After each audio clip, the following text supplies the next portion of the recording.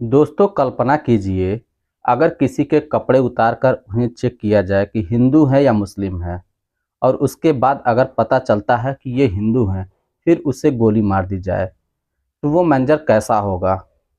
और उसके बाद साथ ही साथ ये चैलेंज किया जाए कि जाके तुम मोदी से बोल देना कि जो उखाड़ना होगा उखाड़ लेंगे। इस बात को कहने में मुझे ज़रा-सा भी संकोच नहीं है, क्योंकि आतंकवादियों की यही भाषा थी।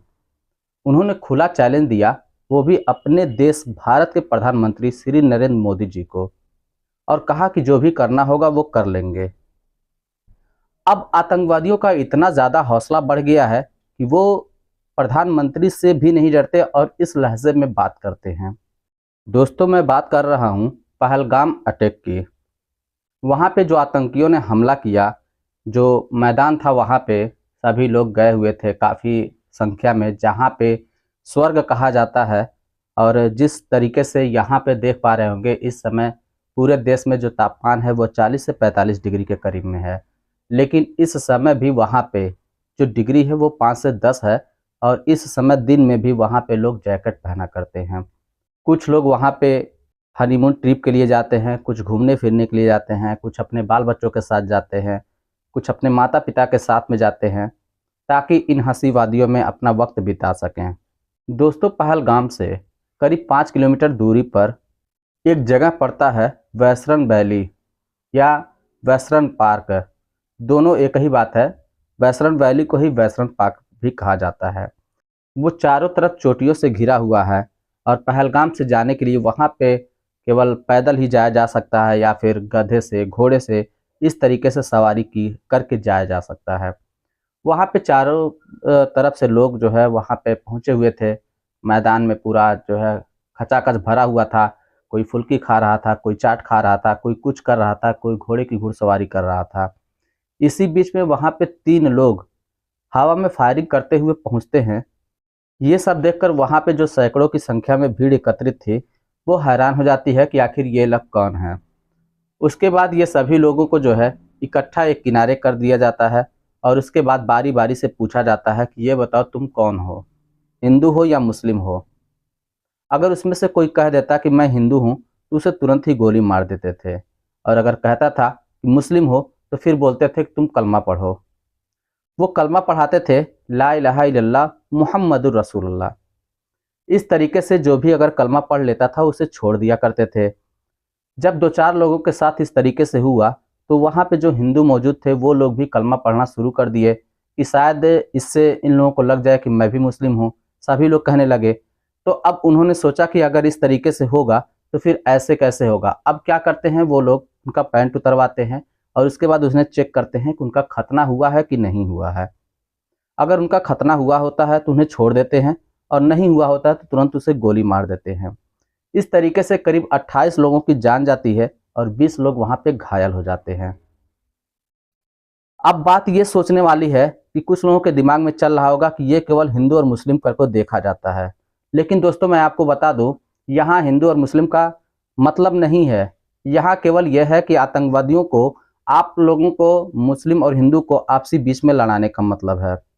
अगर ऐसा होता तो केवल हिंदुओं को मारते, तो फिर वहाँ पे एक व्यक्ति जो नौजवान था उसकी मृत्यु कैसे हुई, जिसका नाम होता है आदिल सैयद शाह, जो वहाँ पे घुड़सवारी कराया करता था। जब उसने और वहाँ के स्थानीय लोगों ने देखा कि इस तरीके से हो रहा है, तो वो लोग जो है ज़ोर-ज़ोर से नमाज़ पढ़ने लगे, कलमा पढ़ने लगे, ताकि इस बीच में पता ना चल पाए कि कौन हिंदू है, कौन मुस्लिम है, और ये लोग समझ ना पाएँ। बाकी लोगों, बहुत से लोगों को उन्होंने छुपाने का भी प्रयास किया, लेकिन कहाँ तक छुपा पाते, जहाँ तक छुपा पा रहे थे, छुपा पा रहे थे। ये बात मैं वैसे ही नहीं कह रहा हूँ। एक महाराष्ट्र की एक लड़की है, जो कि वो अपने परिवार के साथ में गई थी, उसके चाचा भी गए थे, उसके पिताजी भी गए थे और उसके भाई भी गए थे। वहाँ पे उन्होंने इस तरीके से चेक किया, उसके बाद उन्हें गोली मारी। वहाँ के स्थानीय लोग जो थे वो जो है उन्हें बचाने की भरपूर प्रयास कर रहे थे, लेकिन वहाँ पे कोई उनकी सुन ही नहीं रहा था। वो लोग भी कहते हैं कि इन्हीं लोगों से मेरा धंधा वगैरह चलता है, जो 2-3 महीने हम लोग कमाते हैं उसी से साल भर अपने परिवार का भरण-पोषण करते हैं। तो ऐसा नहीं है कि ये लोग जो है केवल मुस्लिम को बचा रहे थे और हिंदू को टारगेट करके मारा जा रहा था। इन लोगों का केवल मेन एक ही मकसद होता है कि किसी तरीके से हिंदू और मुस्लिम में विवाद करा के देश में अफरा तफरी का माहौल मचाया जाए। क्योंकि दोस्तों जो आतंकवादी होते हैं उनका कोई धर्म और जात नहीं होता, वो लड़ाना जानते हैं, बाकी और कुछ भी नहीं करना जानते। इसी तरीके से जो पुलवामा हमला हुआ था, वहाँ पे भी हमारे बहुत से सैनिक शहीद हुए थे। उसके बाद जो हमला हुआ था तो पता ये चलता है कि अब इसके बाद जो है आतंकी हमले नहीं होंगे और यहाँ पे बहुत अमनो और चैन सुकून शांति रहेगा। तो हम लोगों ने भी सुना और आप लोगों ने भी सुना, तो सबको यही था कि बस इसके बाद अब जो है आतंकी हमला लगभग लगभग खत्म हो चुका होगा। लेकिन दोस्तों आज के दौर में जो आज की बात देखा जाए, आज भी वही चीज़ हो रहा है। वहाँ पे जहाँ पे स्वर्ग का माहौल है, जहाँ पे लोग सोचते हैं कि चलो हम चलेंगे कश्मीर में और वहीं पे पहुंचकर अपना जो है ये वैकेंस जो गर्मियों की छुट्टी है वहीं पे बिताएंगे, क्योंकि वहाँ का मौसम बहुत ही सुहाना होता है। लेकिन इस तरह का वारदात हो जाएगा और इस तरह की घटना हो जाएगी और आतंकवादियों का इतना बड़ा खुला चैलेंज, वो भी मोदी जी को डायरेक्ट बोलते हैं। उन लोगों को ज़रा सा भी भय नहीं, ज़रा सा देखिए किस तरीके से वो लोग हिम्मत कर रहे हैं और खुला चैलेंज करके बोल रहे हैं कि जो भी करना होगा कर लेंगे।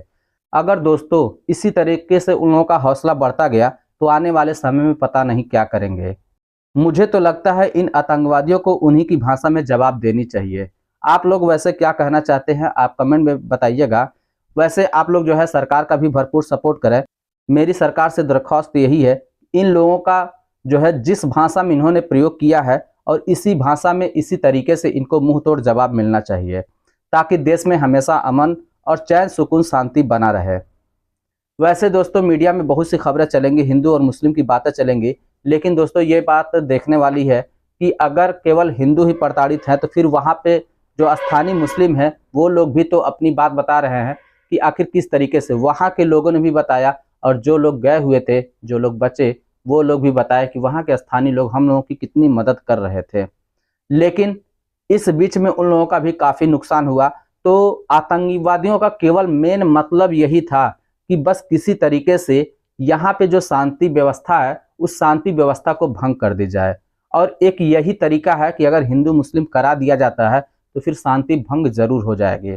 और साथ ही साथ इसी तरीके से इसीलिए उन्होंने खुला चैलेंज दिया मोदी सरकार को कि आप जो है मतलब जो भी कुछ करना हो करके दिखा दीजिए, हम आपसे नहीं डरते।